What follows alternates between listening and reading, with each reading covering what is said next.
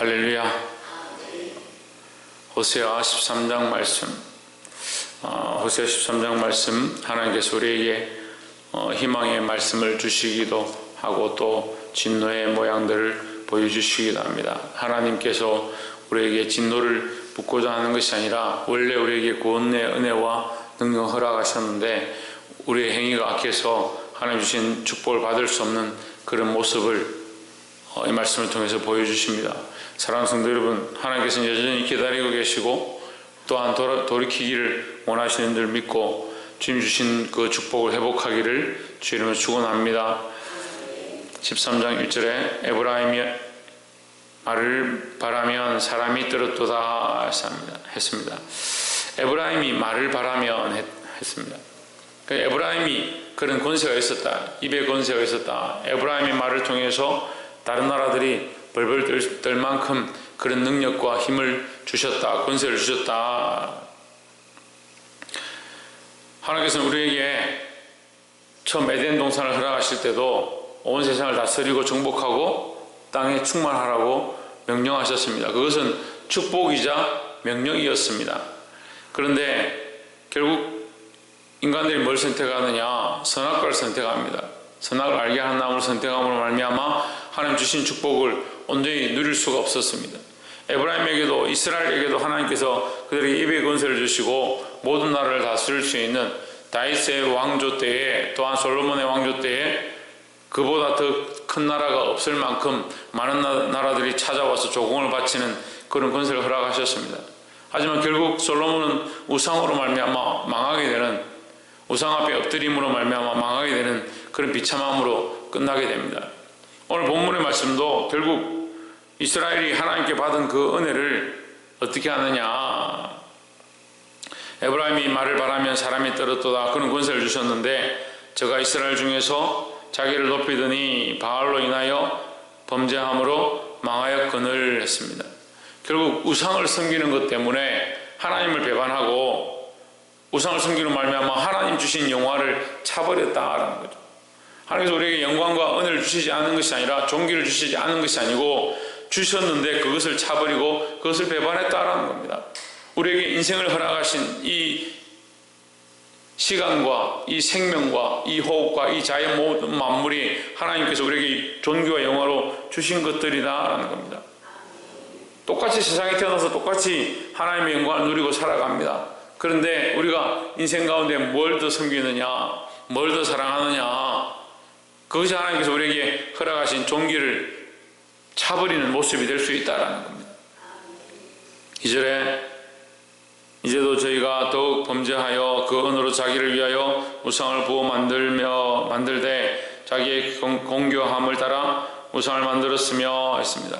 하나님께서 그들에게 재능을 주시고 은도 주시고 금도 주셨는데 은금을 가지고 우상을 부어 만들고 그 재능을 가지고 그 우상을 공교하게 만드는 데 써버린다. 그럼 뭡니까? 하나님 주신 것, 인생도 그에게 주셨고 생명도 그에게 주셨고 재능도 그에게 주셨고 그에게 은금도 그에게 주셨는데 다 뭘 위해서느냐? 자기를 높이고 교만하여져서 우상을 섬기는데 그것을 다 써버렸다는 거예요. 자기를 사랑하는 것, 스스로 교만한 것, 자기를 위한 것들을 만들어가는 것 다 우상 숭배입니다. 하나님을 떠나는 모습들이다는 겁니다.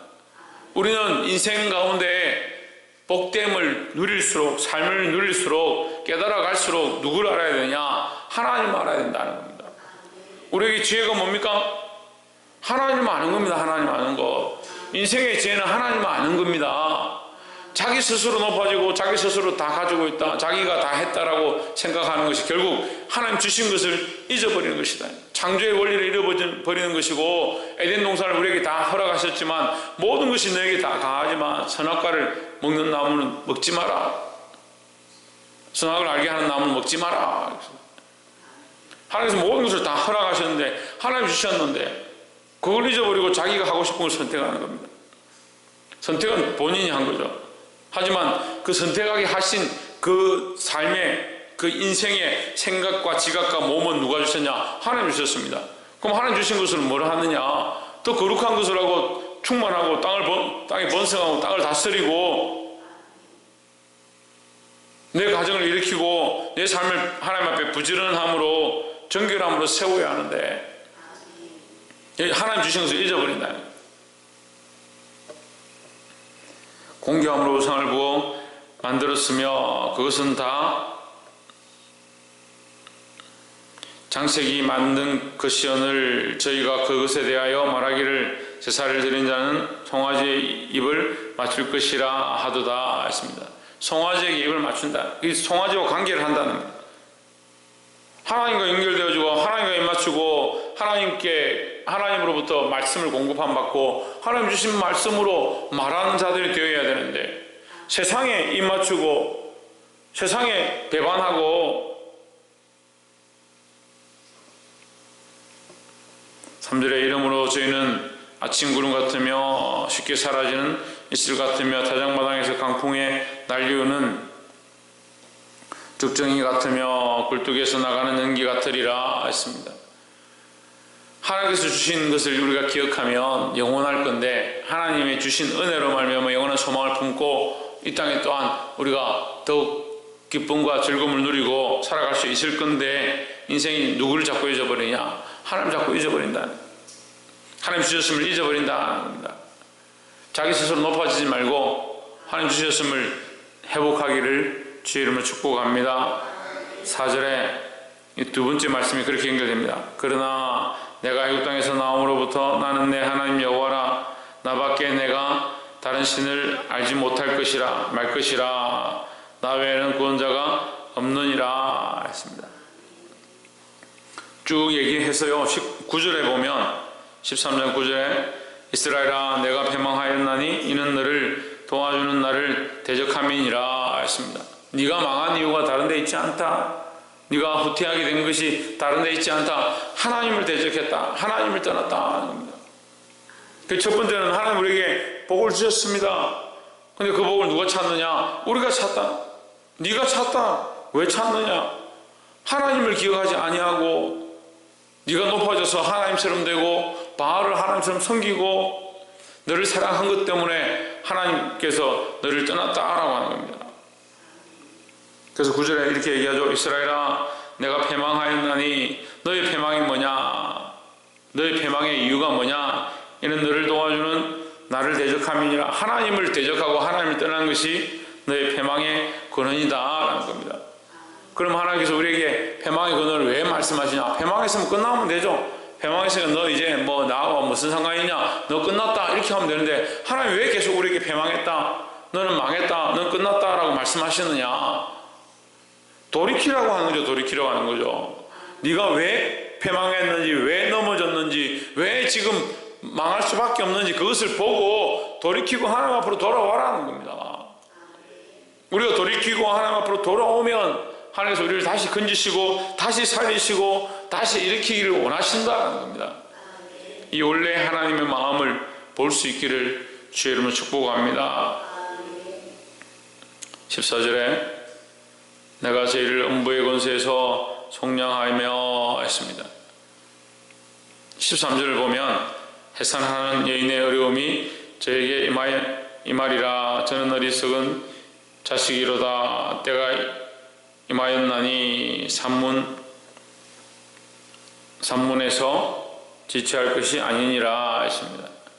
지금 애가 지금 막 나오려고 하는 겁니다. 애가 지금 나오려고 하는데 뭘 기다리냐? 멈추고 있느냐? 출산할 때가 다 돼가 지금 양수가 터지고 피가 막 흘러나오는데 지금 아이를 낳으러 들어가야 될 건데 가지 않고 문 앞에 서 있는 것처럼 그런 어리석은 짓을 하고 있다. 때가 임박했다. 지금 적들이 문 앞에 서들어왔고 하나님의 진노가 문 앞에 이르렀는데 너희 목전에 와 있는데 왜 정신을 차리지 않고 있느냐? 아직 기회가 있다는 거예요. 아직 기회가. 빨리 지금 들어가면 나을 수 있고 이 문제가 해결될 수 있다. 하나님은 빨리 엎드려라는 겁니다. 그래 하나님 마음을 계속 얘기하는 거예요. 하나님이 우리를 미워하시고 우리를 정화하시고 우리를 치셔서 멸망시키고자 하는 게 목적이 아닙니다. 네가 맞아야겠구나 한다고 해서 하나님께서 때리는 게 목적이 아닙니다. 정신을 차리고 빨리 돌이키라는 거죠. 14절에 내가 저희를 음부의 권세에서 속량하며 사망에서 구속하리니 했습니다. 하나님의 마음은 결국 뭡니까? 속량하고 구속하는 것이 목적이다. 어디서 속량하고 구속하느냐? 사망에서, 죽음에서, 결국 죽음에서 우리를 구속하셔서 영원한 구원을 주기 원하시는 것이 하나님의 마음이다라는 겁니다.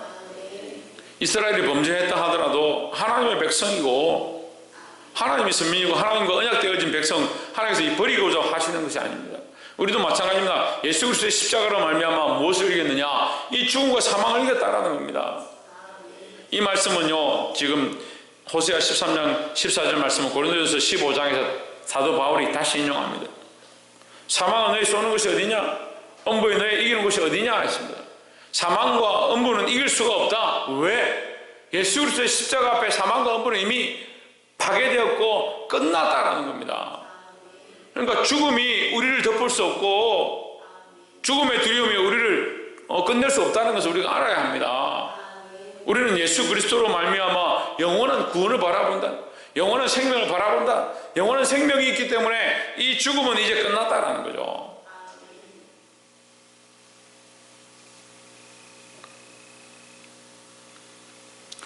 사망아 내 재앙이 어디 있느냐? 음부야 내 멸망이 어디 있느냐? 뉘우침이 내 목전에 숨으리라 했습니다.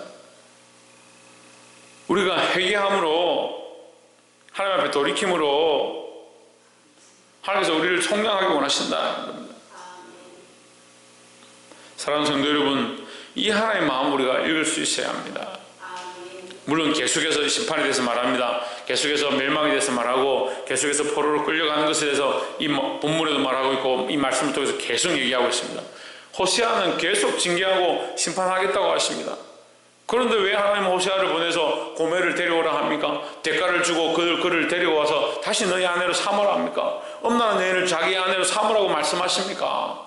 그 엄나는 여인은 누구를 얘기합니까? 이스라엘을 얘기합니다. 이스라엘 곧 누구를 얘기합니까? 우리를 얘기합니다. 하나님 우리를 버리고 싶어 하시는 것이 아니다라는 겁니다.